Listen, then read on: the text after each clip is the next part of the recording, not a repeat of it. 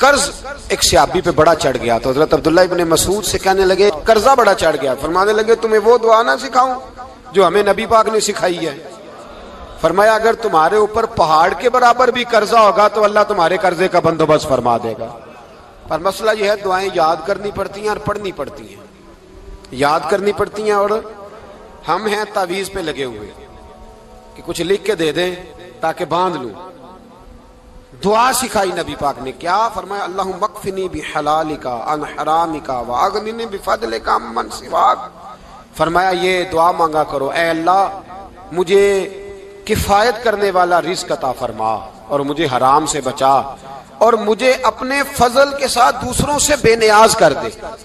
یعنی اس کا سادہ ترجمہ یہ ہے کہ اللہ بندوں کا محتاج نہ کر مجھے اپنا محتاج. فرمایا یہ دعا پڑھو ادائے قرض کے لیے.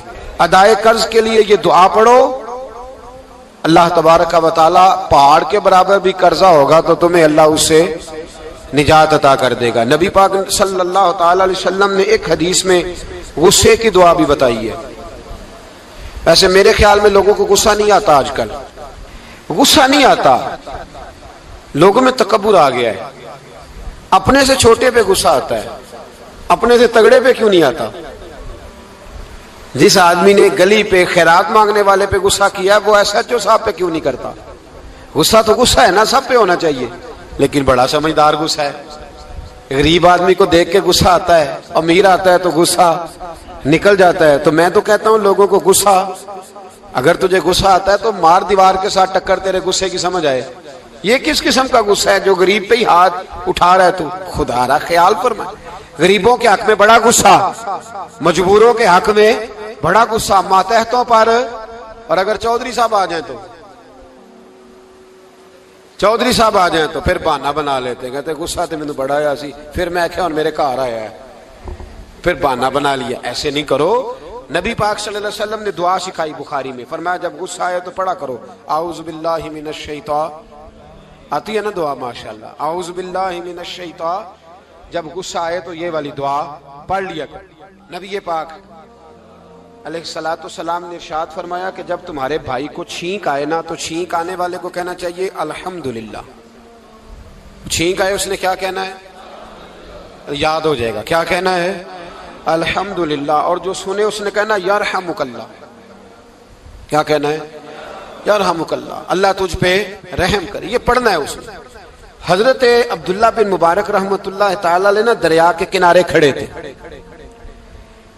کشتی سے اترے تھے ابھی اور وہیں کھڑے تھے. تو ایک آدمی دو چار لوگ کشتی میں کنارے سے آپ کے پاس سے گزرے تو ایک کو چھینک آئی, اس نے کہا الحمدللہ. اب سنت ہے کہ جواب دو یرحمک اللہ, اللہ تیرے اوپر رحم فرما. جواب دینا تھا لیکن وہ کشتی تیزی سے گزر گئی.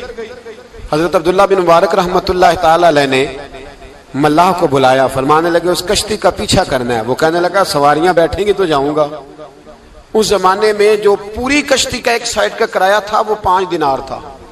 فرمانے لگے تو نہ اس طرح کر, اسپیشل مجھے لے جا بٹھا کے. کیا لے گا, اس نے کہا 20 دینار لوں گا. فرمایا 20 ہی دوں گا. اس کشتی کا پیچھا کیا اور جس آدمی کو چھینک آئی تھی نا اس سے جا کے یرحمک اللہ کہا. اس نے جواب میں جزاک اللہ کہا. تو آپ فرمانے لگے میرا کام ہو گیا, واپس چل. ملا دنیا دار تھا, وہ سوچنے لگا. پہلے تو اس نے سوچا میرا کیا ہے, 20 دینار تو ان کے گئے ہیں. لیکن جب اترنے لگے نا تو 20 دینار دیے یا 20 درہم دیے. تو وہ کہنے لگا حضرت جی صرف ایک لفظ کہنے کے لیے آپ نے اتنا پیسہ خرچ کر دیا. فرمایا لفظ کہنے کے لیے نہیں, اپنے مصطفیٰ کی سنت ادا کرنے کے لیے, اپنے نبی پاک علیہ السلام کی سنت ادا کرنے کے لیے. یرحمک اللہ, اللہ تیرے اوپر رحمت کرے. کس طرح کا خوبصورت انداز سکھایا ہے. دیکھیے ایک حدیث ترمذی شریف میں نبی پاک صلی اللہ علیہ وسلم نے فرمایا کسی بیمار کو دیکھ کے یا کسی مصیبت میں مبتلا آدمی کو دیکھ کے تم یہ دعا پڑھ لو تمہیں کبھی وہ مصیبت نہیں آئے گی. کیسی خوبصورت دعا ہے. کسی مصیبت زدہ کو بیمار کو دیکھ کے پڑھو تمہیں کبھی وہ مصیبت الحمدللہ الذی عافانی مما ابتلاک بہ وفضلنی علی کثیر ممن خلق تفضیلا. اللہ تعالیٰ کا شکر ہے جس نے مجھے اس مصیبت سے عافیت دی اور اس بیچارے کو یا تجھے اللہ نے مبتلا کیا اور اللہ نے مجھے اپنی بہت ساری مخلوق پہ فضیلت دی ہے. یعنی اللہ نے مجھے بڑا اچھا رکھا ہوا ہے. یار میں تو الحمدللہ بڑا اچھا ہوں، دیکھو بیچارہ. یعنی یہ دعا بھی ہے اور اپنے اوپر شکر ادا کرنے کا ایک. اعلیٰ حضرت فاضل بریلوی رحمت اللہ تعالیٰ علیہ کو نا گلے کے اندر چھوٹی چھوٹی 2 پھنسیاں نکل آئیں، تو اس زمانے میں طاعون کا مرض پھیلا ہوا تھا. ایک بڑے قابل حکیم کو لایا گیا، انہوں نے چیک کر کے کہا آپ کو تو طاعون ہو گیا ہے. فرمان لگے چل دوڑ جا، مجھے طاعون نہیں. اس نے کہا جناب یہ گلے پہ بنا ہوا ہے اور سب کو پتا ہے آج کل پھیلا ہوا. فرمایا سب کو ہو سکتا ہے، مجھے نہیں ہو سکتا. کیوں؟ فرمانے لگے ایک بندے کو طاعون ہوا تھا تو میں نے اسے دیکھ کے وہ دعا پڑھ لی تھی جو نبی پاک نے بتائی ہے، لہذا حضور کا فرمان ہے تو مجھے ہر بیماری آ سکتی ہے پر یہ بیماری آ سکتی. وہ شخص کہنے لگا جی منہ میں بھی گلٹیاں چلی گئی ہیں، کھول نہیں رہا، کیا ہوگا؟ اعلیٰ حضرت نے کالی مرچ منگوائی، اسے پیس کے زبان کے نیچے رکھا تو ساری بیماری دور ہو گئی. فرمانے لگے بلاؤ نہ ذرا اس حکیم کو جو کہتا تھا طاعون ہو گیا ہے، وہ تو صحیح ہوتا ہی نہیں اتنی جلدی. فرمایا ہر چیز بدل سکتی ہے پر میرے نبی کا فرمان نہیں بدل سکتا، میرے رسول پاک علیہ السلام کا فرمان نہیں بدل سکتا. تو عزیز دوستو نبی پاک اب بڑی خوبصورت بات آئی، ساری خوبصورت ہی بڑی پیاری بات آئی. دنیا میں سب سے حسین چہرہ اللہ نے اپنے رسول کو عطا فرمایا ہے. نبی پاک کا چہرہ بھی حسین ہے. مکھ چند بدر شاہ شانی ہے، متھے چمک دی لاٹ نورانی ہے، کالی زلف تے اکھ مستانی ہے، مخمور اکھی ہے مد بھری. پیارا چہرہ ہے. حضور کا جتنا چہرہ پیارا تھا اتنے ہی حضور کے اخلاق بھی بڑے پیارے تھے. لیکن میرے نبی پاک علیہ السلام جب آئینہ دیکھتے، کیا دیکھتے؟ حضور جب آئینہ دیکھتے. ہمارے نوجوان بھی سارا دن آئینے کے آگے کھڑے رہتے، کبھی بال اس طرح کے بناتے ہیں کبھی اس طرح. تو میرا کئی دفعہ دل کرتا ہے کہ میں ان سے کہوں کہ تو آئینے کو کہہ رہا ہے جھوٹ بول، پر وہ کیسے بولے؟ تو کہہ رہا ہے آئینے کو کہ تو کہہ سب سے پیارا تو ہی لگ رہا ہے، پر وہ کیسے بولے؟ اس نے تو سچ بتانا ہے. ان کو آئینہ جو دکھایا تو برا مان گئے. تو میرے عزیز یاد رکھیے گا نبی پاک صلی اللہ علیہ وسلم بھی آئینہ دیکھتے. آئینہ دیکھنا حضور کی سنت ہے. کوئی سنت سمجھ کے آئینہ دیکھے گا تو ایک دفعہ دیکھنے پر 100 شہیدوں کا ثواب ملے گا. لیکن نبی پاک صلی اللہ علیہ وسلم آئینہ دیکھتے کیا کہتے؟ اللہم انت حسنت خلقی فحسن خلوقی.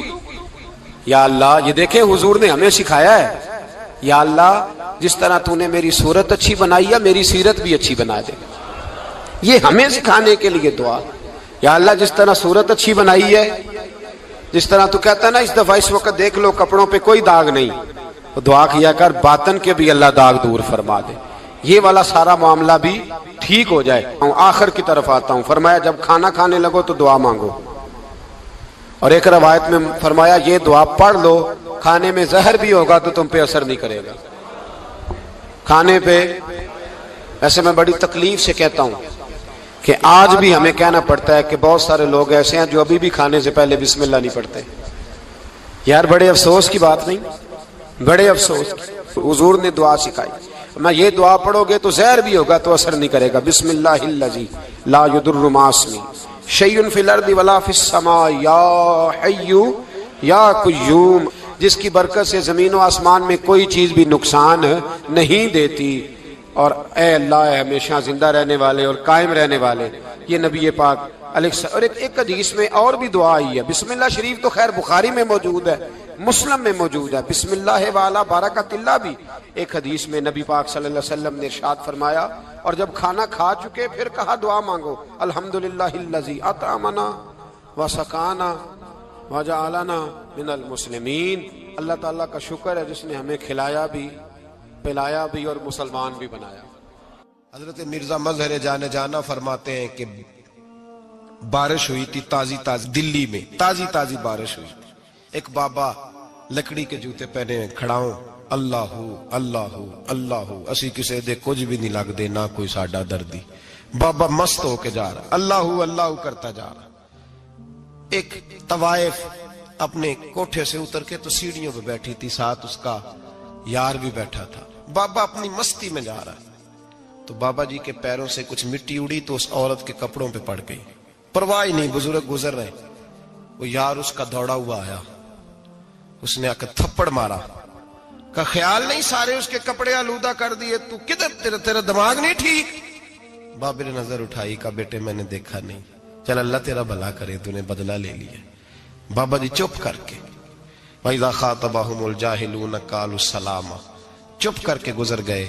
ٹھنڈ کا موسم تھا، بارش تازہ ہوئی تھی، حلوائی دودھ کاڑ رہا تھا، اس نے بٹھایا بابا جی کو پھٹے پہ، پیالہ پکڑا، دوڑ کے آگے بڑھا، بزرگ آ گئے، آئیے بیٹھیے، دودھ کا گرم گرم پیالہ شکر ڈال کے دیا، بابا جی نے دودھ پیا، پھر نظر جھکی، پھر رنگ بدلا، کہنے لگے مالک تو کتنا بے نیاز ہے، کہیں تھپڑ مرواتا ہے، کہیں دودھ پلاتا ہے، تیری بے نیازی ہے نا، ادھر تھپڑ مروایا، یہاں دودھ پلایا، تو ہی جانتا ہے تیرے رنگ کیا ہے۔ ابھی بابا وہیں بیٹھا تھا، توڑے آئے پیچھے سے لوگ، شور ہوا، بابے کو دبوچ کے وہاں لے گئے جہاں اس نوجوان نے تھپڑ مارا تھا، کہا تو اللہ کا بندہ ہے، اللہ کے بندے بد دعا تو نہیں دیتے؟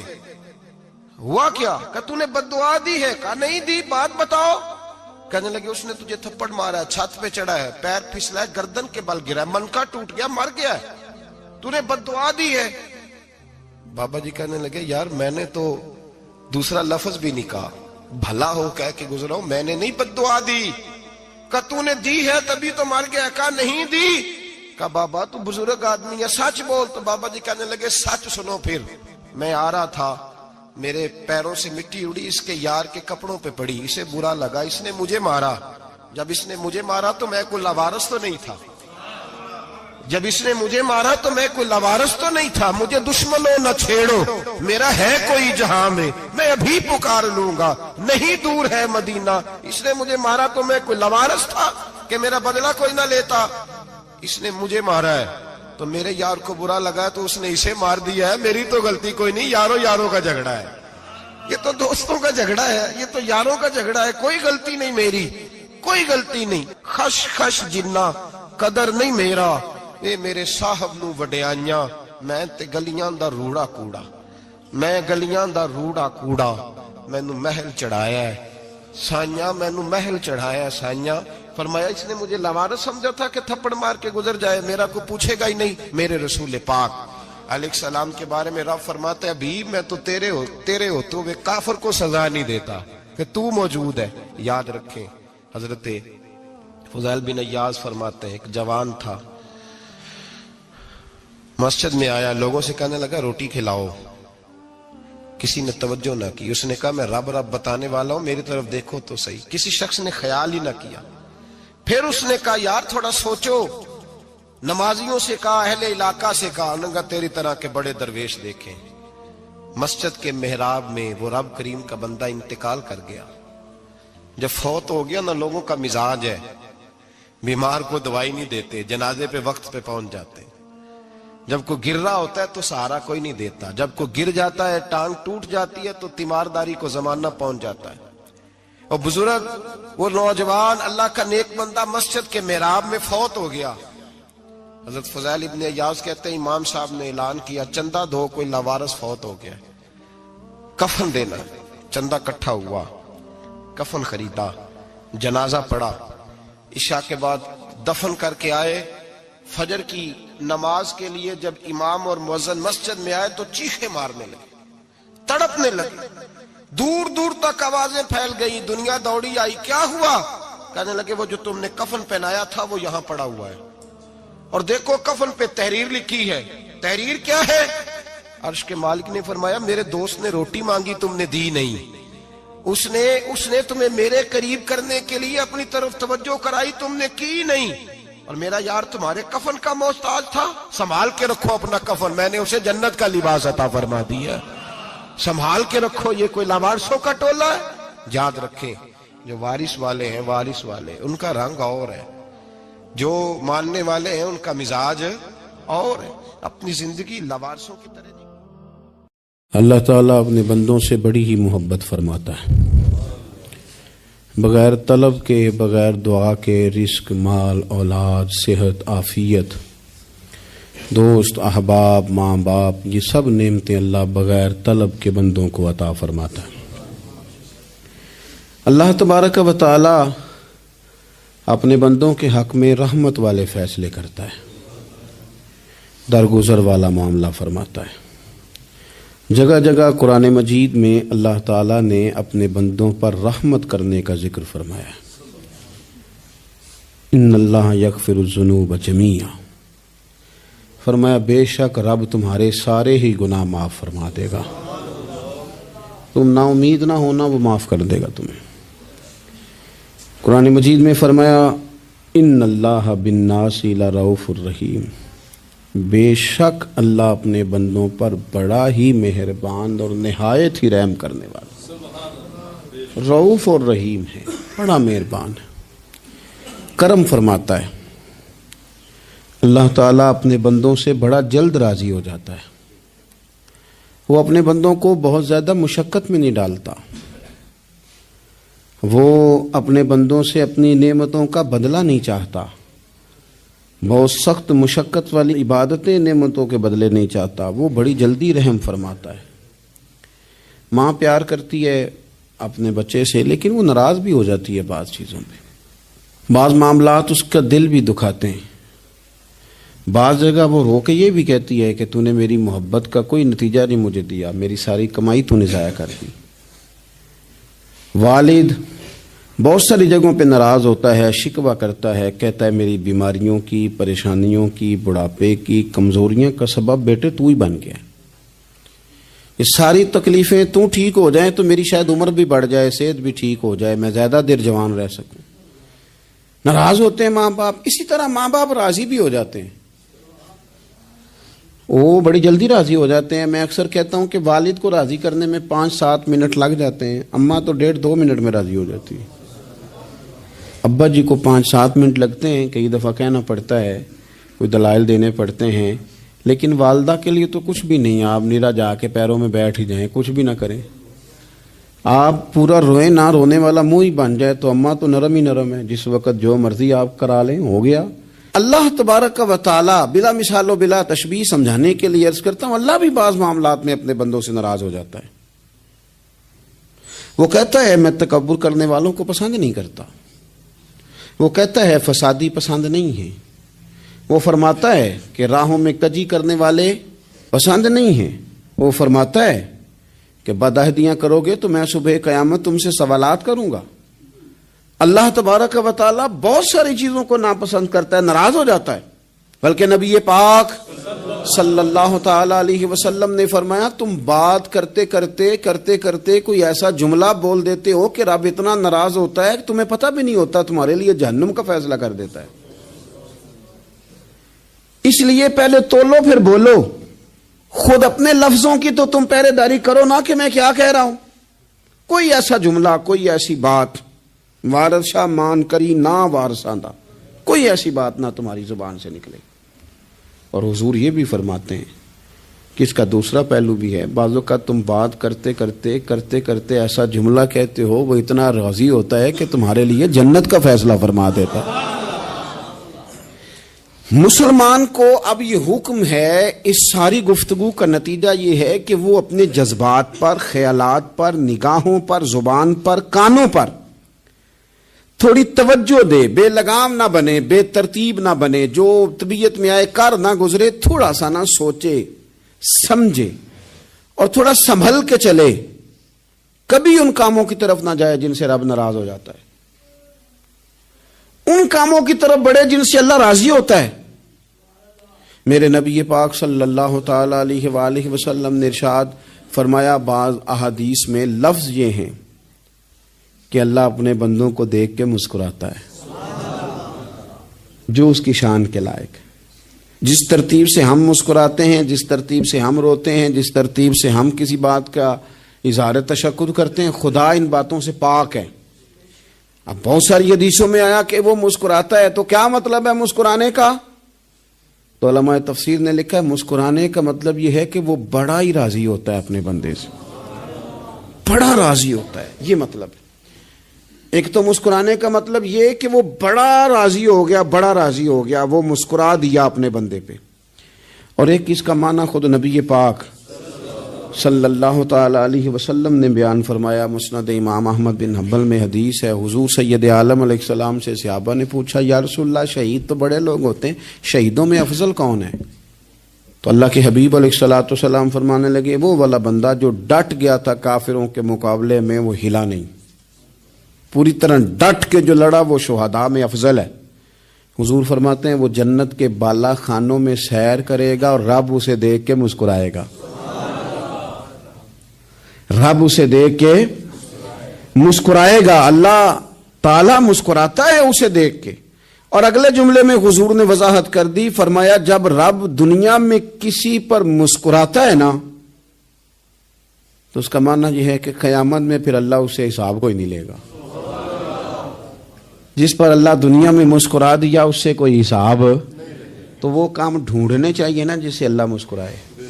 ویسے کبھی ہم ایسا کرتے ہیں کہ نہیں کہ کسی کو راضی کیا جائے؟ یہ کام ہم کرتے ہیں کہ ہماری کمپنی کا جو سربراہ ہے وہ ہم سے راضی رہے. جس ادارے میں ہم پڑھاتے ہیں اس ادارے کا بڑا ہم سے راضی رہے. یہ کرتے ہیں ہم, اس کے لیے کچھ نہ کچھ ہیلے بہانے ہم کرتے ہیں. برادری, قبیلہ, علاقہ, بستی, لوگ کسی طریقے سے ہمارے ساتھ مطمئن رہیں, کرتے ہیں نا یہ سارے کام. اس میں تھوڑی مشکل بھی ہمیں آتی ہے لیکن کرتے ہیں. کیا کریں, گھر میں بھی کئی دفعہ ایسا ماحول بنانا پڑتا ہے. چلیں ایک اور میٹھی مثال دیتے ہیں, زیادہ سمجھ میں آئے گی. چھوٹا بچہ خوش رہے, آپ اس کے لیے محنت نہیں کرتے. وہ چھوٹا ہے, اس کو خوش کرنا فرض ہے ابا پہ, لیکن وہ کہتا ہے کہ میں نے موٹر سائیکل لینا ہے. چھوٹا ہے, چلا ہی نہیں پائے گا, تو ابا پھر اسے راضی کرتا ہے, کہتا ہے بیٹے چھوٹا سائیکل لے لے, چل میں تجھے اڑانے والا جہاز لے دیتا ہوں. مقصود کیا ہے کہ اس کو ناراض نہیں کرنا, یہ روئے نہ, اس کا دل نہ ٹوٹے. ہو یارو سنو نا میں کیا کہہ رہا ہوں. اگر چھوٹے بچے کے لیے وہ چیزیں ڈھونڈتے ہو, میرے ابا جی نا اپنے نواسے کے لیے کھلونا لے کے آئے تو بچہ بڑا ہی کھیلا, تو ابا جی کہنے لگے لو پیسے پورے ہو گئے. میرے بچے کو پسند بڑا ہے نا, پیسے پورے کر چھڑے نے, دیکھو نا جی کتنا اس کو راضی ہوا ہے. تو انسان کیا کرتا ہے کہ کوشش کرتا ہے, چھوٹا بچہ بھی ناراض نہ ہو تو وہ چیزیں وہ ڈھونڈتا ہے کہ اس کو کیا پسند ہے. چاکلیٹ لے جاؤں, فلاں چیز لے جاؤں, آئس کریم لے جاؤں. تو ایک بچے کے لیے, گھر کے لیے, سربراہ کے لیے اتنی محنت کرتے ہو, تو وہ کام بھی ہمیں ڈھونڈ کے تلاش کرنے چاہیے نا جس سے رب راضی ہوتا ہے, اللہ راضی ہوتا ہے. بتاؤں وہ کون کون سے کام ہیں؟ نبی کریم صلی اللہ تعالی علیہ وسلم نے ارشاد فرمایا 3 لوگ ہیں جنہیں دیکھ کے رب مسکراتا ہے. یا رسول اللہ صلی اللہ علیہ وسلم وہ کون کون سے؟ تو محبوب فرمانے لگے, ایک وہ بندہ ساری مخلوق سوئی ہے, آدھی رات ہے, رات کا پچھلا پہر ہے, اس نے اٹھ کے وضو کر لیا, مصلی پہ کھڑا ہو گیا خدا کی یاد میں. فرمایا اسے دیکھ کے رب مسکراتا ہے جو اس کی شان کے لائق ہے. مسکراتا ہے اللہ. یہ تو سونے کا ٹائم تھا, یہ تو گہری نیند آنے کا وقت تھا, رات کا پچھلا پہر. رات پوے تے بے درداں نو نیند پیاری آوے, تے درد منداں نو یاد سجن دی ستیاں وی آن جگاوے. اور ساون کی کالی راتوں میں جب بوندا باندی ہوتی ہے, وہ راتوں کو اٹھ اٹھ روتے ہیں جب خلقت ساری سوتی ہے. اللہ مسکراتا ہے. اور سننا میرے بھائی, میرے نبی پاک صلی اللہ تعالی علیہ وسلم فرماتے ہیں جب مسلمان نماز کے لیے صفیں بناتے ہیں نا, ترتیب لگ رہی ہوتی ہے, اب اللہ کی بارگاہ میں کھڑے ہوں گے, قیام کریں گے, رکوع کریں گے, سجود کریں گے. فرمایا جب مومن صفیں بناتے ہیں تو رب دیکھ کے مسکراتا ہے, مسکراتا ہے. کمال ہو گئے عروج بندگی کا, جب بندے کو دیکھ کے رب مسکرائے. خدا بندے سے خود پوچھے بتا تیری رضا کیا ہے, مسکراتا ہے. اور میرے نبی پاک علیہ السلام فرماتے ہیں جب مجاہد جہاد کے لیے صفیں سیدھی کرتے ہیں. آج تو یہ رب کے نام پہ مرنے ہی آ گئے. یہ صفوں میں کھڑے ہوں گے, ترتیب سے لڑیں گے, ترتیب سے گلا کاٹیں گے کافروں کا یا شہادت لیں گے. فرمایا جب جہاد کے لوگ صفیں بناتے ہیں تو رب انہیں دیکھ کے مسکراتا ہے. کتنے نصیبوں والا وہ بندہ ہے جسے دیکھ کے مسکرا دیا. او یار کبھی تیرا بیٹا تیرے سامنے مسکرائے نا چھوٹا, تو تیرا دل باغ باغ ہو جاتا ہے. تیری ماں بیمار کسی ایک دن صحیح طرح ہنس پڑے تو طبیعت خوش ہو جاتی.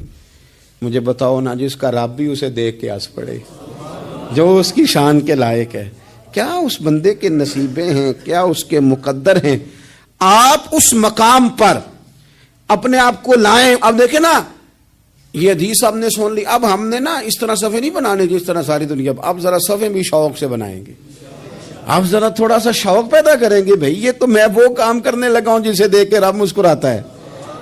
نبی پاک صلی اللہ علیہ وسلم نے فرمایا جب کو بندہ توبہ کرتا ہے نا,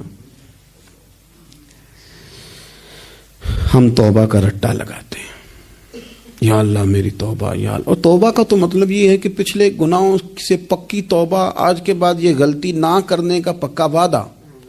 تو نے ساری شب برات رو کے گزاری ہے، بتا سویرے جھوٹ جوڑنے کا ارادہ ہے تیرا؟ آج کے بعد رشوت تو نہیں نہ لے گا، ملاوٹ تو نہیں نہ کرے گا، یہ توبہ ہے۔ اور اگر سارے کام اسی طرح کرنے تو پھر یہ توبہ کا رٹا ہے، تو جتنا مرضی لگاؤ۔ حضرت علی بن ربیعہ رضی اللہ تعالیٰ عنہ فرماتے میں مولا علی کے ساتھ تھا، مقام حرہ کی طرف جا رہے تھے، حضرت علی نے ہاتھ اٹھا کے دعا مانگی ہماری تعلیم کے لیے، ورنہ حضرت علی ہم صحابہ کو محفوظ عن الخطا تو مانتے ہیں نا۔ ہاتھ اٹھا کے کہا اے اللہ ہمارے گناہ بخش دے، تیرے علاوہ کوئی معاف کرنے والا نہیں۔ اور پھر حضرت علی آسمان کی طرف دیکھا اور دیکھ کے نا حضرت علی بن ربیعہ کو تو مسکرائے۔ حضرت علی بن ربیعہ کہنے لگے حضور مسکرائے کیوں ہو؟ فرمانے لگے ایک دن میں حضور کے ساتھ اسی طرح آیا تھا، اسی طرح حضور نے دعا فرمائی تھی ہماری تعلیم کے لیے، اور پھر حضور مجھے دیکھ کے مسکرائے تھے اور فرمایا جب کوئی بندہ رب کی بارگاہ میں اس طرح استغفار کرتا ہے تو رب مسکراتا ہے اور مسکرا کے فرماتا دیکھ لو میرے بندوں کو پتا ہے کہ میرے علاوہ معاف کرنے والا کوئی نہیں، انہیں پتا ہے، تم اس کی بارگاہ میں رجوع تو لاؤ، آؤ تو صحیح دو آنسو لے کر۔ اقبال کہتے ہیں کہ موتی سمجھ کے شان کریمی نے چن لیا، قطرے دو گرے میرے ار کے انفال کے، دو میں نے آنسو بہائے تھے تو اس کے کرم نے تو موتی سمجھ کے چن لیے۔ سنو نا حضور اس استغفار کو اللہ کو یار رات کو توبہ کر کے سونا چاہیے ہمیں۔ کچھ غلطیاں ہم کرنا نہیں چاہتے پر ہم سے ہو جاتی ہیں، کچھ دل ہم توڑنا نہیں چاہتے پر وہ ٹوٹ جاتے ہیں، ہماری مجبوری ہوتی ہے ٹوٹ جاتے ہیں۔ رات کو اس کی بارگاہ میں ہاتھ باندھ کے کشکول طلب دراز کر کے خوب استغفار پڑھنا چاہیے کہ مالک بندے ہیں نا کیا کریں، نفس کا ساتھ ہے، دنیا کا ساتھ ہے، خواہشات نفسانیہ، مالک معاف کر دے۔ درد سے توبہ، رسم نہ ہو، کہانی نہ ہو، لفظ نہ ہو، جملے نہ ہو، اور جناب ایسے لوگوں کے بیچ بڑے ہاتھ باندھ کے اور بڑا کوئی ضرورت نہیں، آپ اکیلے اپنی چارپائی پہ بستر کے اندر منہ دے کے بھی درد سے کہیں گے نا معاف کر دے تو وہ تو مہربانی بڑا ہے۔ میرے نبی پاک صلی اللہ علیہ وسلم مثال دیتے ہیں، فرمایا ایک آدمی صحرا میں جا رہا، صحابہ سے حضور خطاب کر رہے ہیں، فرمایا ایک آدمی صحرا میں جا رہا تھا، اس نے اپنی اونٹنی پہ کھانا پانی پیسے ہر چیز رکھی ہوئی تھی، صحرا تھا بہت بڑا، درمیان صحرا کے گیا تو تھوڑا سا سستانے کے لیے آرام کرنے کے لیے اونٹنی سے نیچے اترا، اب اس نے اونٹنی کی لگام اونٹنی کی نکیل اپنے سرہانے کے نیچے رکھی، ہاتھ کے ساتھ پکڑی اور سو گیا۔ تھوڑی ہی دیر کے بعد جب اس کی آنکھ کھلی تو دیکھا اونٹنی غائب ہے۔ صحرا میں وہ پیدل نہ آگے جا سکتا ہے نہ پیچھے جا سکتا ہے، نہ دائیں نہ بائیں، کھانے کو روٹی نہیں، پینے کو پانی کا قطرہ نہیں، تھوڑا ادھر بھاگا ادھر بھاگا، تھک گیا۔ کریم محبوب فرماتے ہیں وہ پوری طرح نڈھال ہو گیا اور مایوس ہو گیا، معاذ اللہ، مایوس ہو کے دوبارہ اسی جگہ آ کے لیٹ گیا جہاں پہلے لیٹا تھا، انتظار کرنے لگا کہ اب موت ہی آئے گی، آخری وقت ہے، اب نہ میں پیدل یہ صحرا کراس کر سکتا ہوں، نہ پیچھے جا سکتا ہوں، نہ کھانا ہے نہ پانی ہے، سوائے موت کے کوئی سہارا نہیں۔ حضور فرماتے ہیں وہ رستے میں دوبارہ لیٹ گیا، اچانک اس نے رخ بدلا تو اونٹنی سامنے کھڑی تھی۔ حضور نے صحابہ سے پوچھا بتاؤ نا اسے بھلا کتنی کو خوشی ہوگی؟ یا رسول اللہ جی سے نئی زندگی مل گئی ہے۔ آپ دیکھیں نا سارے ڈاکٹروں نے کہہ دیا کہ اس کے تو گردے میدا جگر ہر چیز ختم ہے، گھر لے جاؤ خدمت کرو، ہر طرف پریشانی ہے۔ وہ بندہ بھی سمجھ گیا ہے کہ آخری وقت آ گیا، کل جاؤں پرسوں جاؤں، تیاری ہو گئی، سب لوگ آ گئے، باہر والے بھی آ گئے، یہ ماحول ایک عجیب رنگ اختیار کر گیا۔ اچانک ایک ڈاکٹر نے آ کے کہا نہیں نہیں غلطی لگ گئی تھی۔ مجھے بتائیے انداز کیا ہوتا ہے؟ بغیر دوائی کے بندہ اٹھ کے کھڑا نہیں ہو جاتا، او میں تو بچ گیا ہوں۔ نبی پاک صلی اللہ علیہ وسلم فرمانے لگے اس کی اونٹنی مل گئی، بتاؤ بھلا اسے کتنی خوشی ہوگی؟ یا رسول اللہ وہ تو دوبارہ دنیا میں آ گیا۔ حضور فرمانے لگے اسے کچھ بھی خوشی نہیں ہوئی۔ جب کوئی رب کا گناہگار بندہ آ کے توبہ کرتا ہے، رب کو اس سے کئی گنا زیادہ خوشی ہوتی ہے۔ میرا بندہ آ گیا ہے، میرا بندہ آ گیا ہے، میرے گھر آ گیا، اس نے آنسو بہائے ہیں، اس نے کہا اللہ میں تیرا ہی ہوں، تیرا ہی رزق کھاتا ہوں، تیری ہی زمین پہ رہتا ہوں، تیرے نام سے میری سانسیں چلتی ہیں. وہ آ گیا. فرمایا اس اونٹنی والے سے زیادہ رب کو خوشی ہوتی ہے جب گناہگار آ کے توبہ کرتے. گناہگاروں کے آنسو اس کی بارگاہ میں بڑے مقبول ہیں، لیکن ہم رسم ادا کرتے ہیں، توبہ نہیں کرتے. ہم اپنے آپ کے ساتھ دھوکہ کرتے ہیں، جھوٹ بولتے ہیں. ہم بندہ کوئی ناراض ہو جائے تو ہمیں کو نہیں نیند آتی، اس کے گھر چلے جاتے ہیں. ہم اپنے سارے رشتوں کو، تعلقات کو مینٹین کر کے رکھنے کے عادی ہیں. ہمیں پتہ ہے کہ وہاں میں نہیں جا سکا تو بیٹا بھیجتا ہوں، فلاں شادی پہ میں نہیں جا سکا تو بھتیجا بھیجتا ہوں، بھائی بھیجتا ہوں. ہر تعلق کا ہم نے خیال رکھا کوئی روٹھ نہ جائے. لیکن کمال ہے نا، یہ نہیں سوچا کہ اگر رب روٹھ گیا تو جب وہ روٹھ جائے نا تو سارے رشتے بھی بندے کے پاس موجود ہوں تو کوئی کارآمد نہیں ہوتا. پھر کروڑوں روپیہ جیب میں ہوں تو ڈاکٹروں کی دوائیاں اثر نہیں کرتی. وہ روٹھ جائے تو پھر انسان اس طرح سے پھسلتا ہے کہ بڑے بڑے اس کے پاس دروازے ہوتے ہیں پر کسی جگہ اس کا ہاتھ نہیں لگتا. خدا را خیال کریں، دنیا روٹتی ہے تو روٹھ جائے، رب رسول ناراض نہ ہونے پائیں، اس کا خیال کریں. حضور فرماتے ہیں وہ مسکراتا ہے، اسے خوشی ہوتی ہے جب کوئی اس کا بندہ اس کی طرف رجوع کرتا ہے. میرے عزیزو، رسول پاک صلی اللہ تعالی علیہ وسلم نے ان لوگوں کے تذکرے کیے جنہیں دیکھ کے رب مسکراتا ہے. ہم نا گناہگاروں پر بھی فتویٰ دینے میں جلدی کرتے ہیں اور نیکی پر بشارت دینے میں بھی جلدی کرتے ہیں، حالانکہ یہ ہماری ذمہ داری نہیں. پتہ نہیں اللہ تعالیٰ کس کو کب توفیق توبہ دے کے اپنے قریب کر لے، لیکن بڑی جلدی ہے، بڑی جلدی فتویٰ دینے میں. اور یہ فتویٰ اب صرف مفتیوں کا نہیں رہ گیا، یہ میری طرح کے، آپ کی طرح کے ڈھیروں لوگ ہیں جنہوں نے جیبوں میں فتوے ڈالے ہوئے.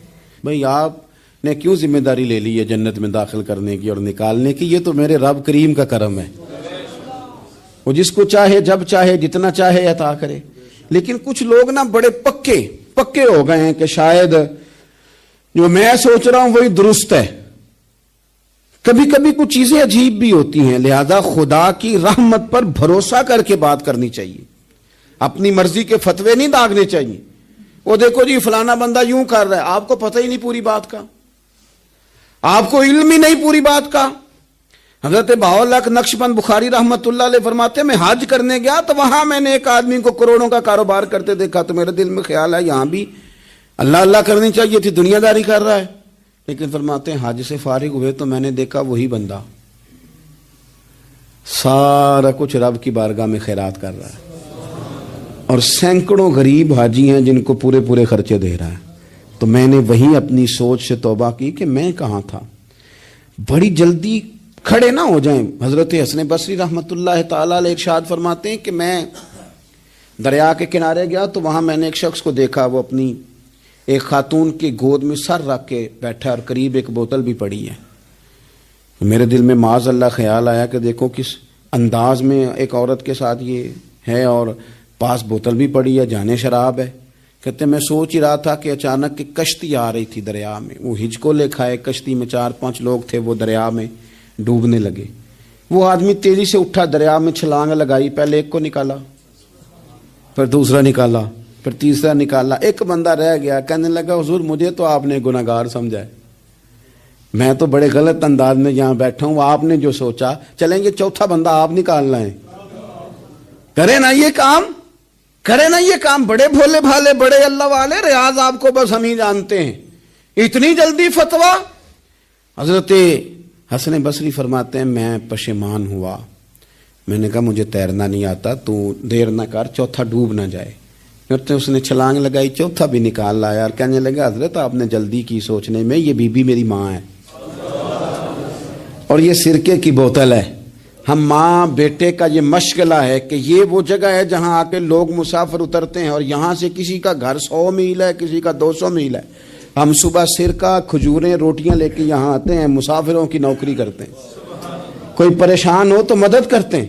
حضرت خواجہ حسن بصری فرماتے ہیں میں نے معافی مانگی، ان سے بھی مانگی، رب سے بھی مانگی. انہوں نے مانگ لی نا بزرگ تھے، پر ہم کو نہیں تیار مانگنے کو. ہم ہر وقت بدگمانیاں، وہ فلانے جرم کرتا تھا، میں اسے اب کیسے نیک مان لوں. بھئی اب وہ نمازی ہے، خدا کے گھر آتا جاتا ہے، اب اللہ کی بارگاہ میں حاضر ہوتا ہے، جب رب نے معاف کر دیا تو بھی سوچ بدل جا. سنیں حضور کیا فرماتے ہیں. نبی پاک صاحب الاخلاق صلی اللہ تعالی علیہ وسلم فرماتے ہیں، مسند امام احمد بن حنبل دیکھیے، فرمایا رب اس وقت بڑا ہی مسکرائے گا جب قاتل بھی جنت میں جائے گا، مقتول بھی جنت میں جائے گا. یا رسول اللہ مقتول تو گیا، یہ قاتل کیسے چلا گیا؟ حضور فرماتے ہیں جائے گا، اور جائے گا اور رب مسکرائے گا جو اس کی شان کے لائق ہے. یا رسول اللہ کس طرح؟ تو نبی پاک صلی اللہ علیہ وسلم فرمانے لگے اس نے ایک مومن کو قتل کیا تھا، وہ شہید ہو کے جنت میں چلا گیا. اب اللہ نے بعد میں اسے توبہ کی توفیق دے دی. پہلے اس نے کلمہ پڑھا، پھر یہ میدان میں اترا، کافروں سے لڑا، یہ شہید ہوا، رب نے اسے بھی جنت دے دی. قاتل بھی جنت میں، مقتول بھی جنت میں. اور بات اتنی انوکھی ہے کہ رب دیکھ کے مسکرا رہا ہے جو اس کی شان کے لائق ہے. ہم جلدی میں ہیں، ہم انتظار نہیں کر رہے کہ شاید توبہ کر جائے، ہم انتظار نہیں کر رہے. لیکن میرے عزیز اتنی جلدی نہ کریں. سوچوں کا صاف ہونا، ذہنوں کا پاک ہونا، اور لوگوں کے بارے میں گمان کا اچھا ہونا. آپ کسی نفسیات کے ڈاکٹر کے پاس چلے جائیں، اسے کہیں ٹینشن بڑی ہے. میں ان کے مضامین پڑھتا رہتا ہوں، وہ سب سے پہلا سبق آپ کو یہ پڑھائیں گے کہ اچھا سوچا کریں. اچھا سوچنے سے بندہ تندرست رہتا ہے. کس سے بندہ تندرست رہتا ہے؟ ہیں جی واقعی. یعنی اس والے پڑوسی کے بارے میں بھی اچھا سوچنا ہے، گھر میں اس والے کے بارے میں بھی، چھوٹے بھائی کے بارے میں بھی اچھا سوچنا ہے، اور بڑے کے بارے میں بھی اچھا ہی سوچنا ہے. یعنی اپنی برادری قبیلے کے بارے میں بھی اچھا سوچیں، جو قبیلے کا نہیں اس کے بارے میں بھی چلیں تھوڑا سا اچھا سوچ لیں. اپنے بارے میں تو اچھا سوچا ہے بڑا. میں کہتا ہوں کہ ہم اپنی غلطیوں سمیت اپنے آپ سے بڑا پیار کرتے ہیں، اور دوسرے کی ایک غلطی نظر آ جائے تو ہمیں گھین آنے لگ جاتی ہے. آپ جلدی نہ کریں. مالک نے موقع دیا ہے بندوں کو، نہ وہ کسی کا رزق چھین رہا ہے، نہ سانسیں چھین رہا ہے، وہ اپنی زمین پہ چلنے بھی دے رہا ہے، رہنے بھی دے رہا ہے. تو جب اس نے موقع دیا ہے آپ بھی تھوڑا موقع دیں. اللہ بڑا کریم ہے، دروازے کھولے گا، اس کے بندے اس کی بارگاہ تک پہنچیں گے. بدگمانیاں اور پھر بدگمانیوں کا عروج، اور اس لیول تک جا کے بات کر دینے کا جہاں سے خوف آئے کہ یار یہ بات نہیں کرنی چاہیے تھی. رسول کائنات سرور دو عالم صلی اللہ تعالی علیہ وسلم فرماتے ہیں کہ اللہ مسکراتا ہے. دیکھو ہمارے ہاں نا ایک اور بھی مسئلہ بن گیا ہے. میں نے کچھ لوگوں کو نا پکا، میرے پیارے ہیں، محبت ہے مجھے، تو میں چونکہ آپ میری کلاس ہیں، میں مشاہداتی اور تجرباتی باتیں بھی کر لیتا ہوں، اسی کی روشنی میں کئی دفعہ گفتگو بھی تیار کرتا ہوں. کچھ لوگوں نے نا پکا ذہن بنا لیا یہ کہنے کا کہ ہاتھ بڑا تنگ ہے. پکا آپ جس وقت پوچھ لیں ان کا ہاتھ اور بڑا ہی زیادہ تنگ ہے. آپ یقین کریں بہن کا جو خامند ہے وہ کہہ رہا ہے جا حصہ لے کے آ، تیرے بھائیوں کی کمائی تو نہیں تیرے ابا کی ہے، لے کے آ. وہ بیچاری اس کی منتیں کر رہی ہے، کہتی ہے اگر جاؤں گی نا تو وہ کہیں گے حصہ لے جا، آج کے بعد ہمارے گھر نہ آنا، میرا دروازہ نہ بند کرو، مہربانی کرو. اور بھائی سے بات کرتی ہے تو کہتا ہے ہاتھ ہی بڑا تنگ ہے، جب ٹھیک ہوگا تو دے دوں گا. نہ کریں یہ ظلم. ہمارے اپنے تڑپتے رہتے ہیں اور ہماری دولتیں اندر پڑی رہتی ہیں.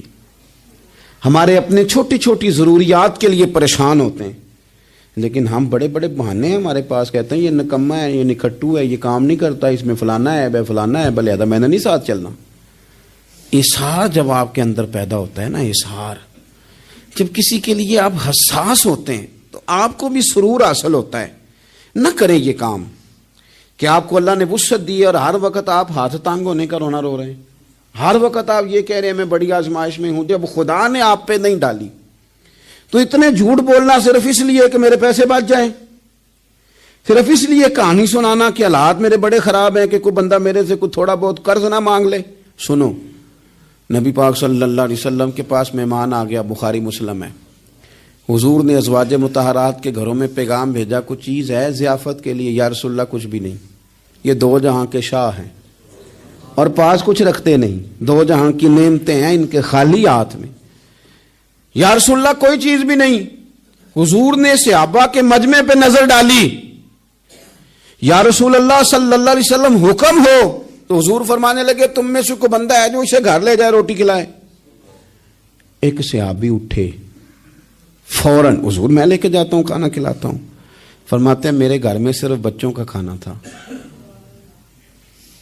یہ نہیں کہ فریزر بھرا ہوا ہے نعمتوں سے، صرف بچوں کا کھانا. یہ نہیں کہ کسی کو دیکھ کے اپنی ہنڈیا پہ برتن دے لیا، صرف بچوں کا کھانا. کہتے ہیں گھر گیا، بیوی سے کہا کیا کیفیت ہے؟ کہنے لگی بچوں کی روٹی ہے. میں نے کہا بچے سلا دے،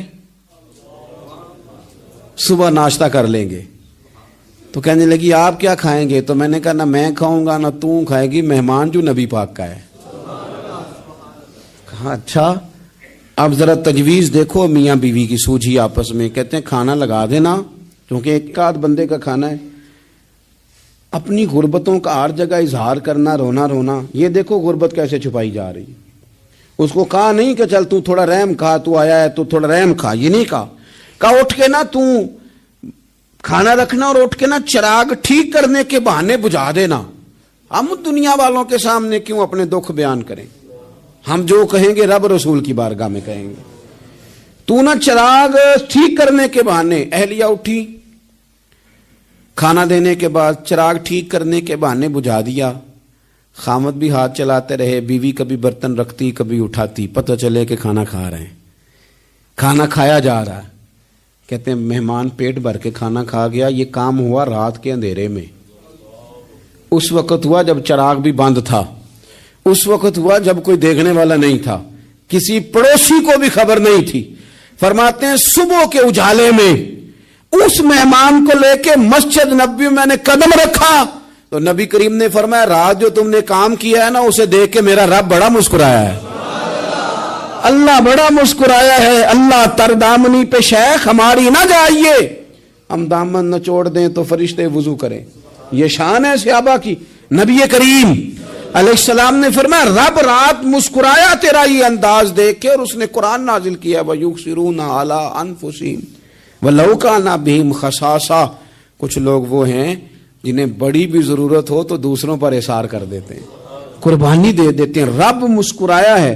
اندر پیسے رکھے ہوئے ہیں، اندر پیسے رکھے ہوئے ہیں، اور بہن آ کے منت کر رہی ہے کہ بھائی حالات بڑے خراب ہیں، تھوڑی سی مہربانی کر. تو کہتے ہیں بہن پردہ یہ ہے بس.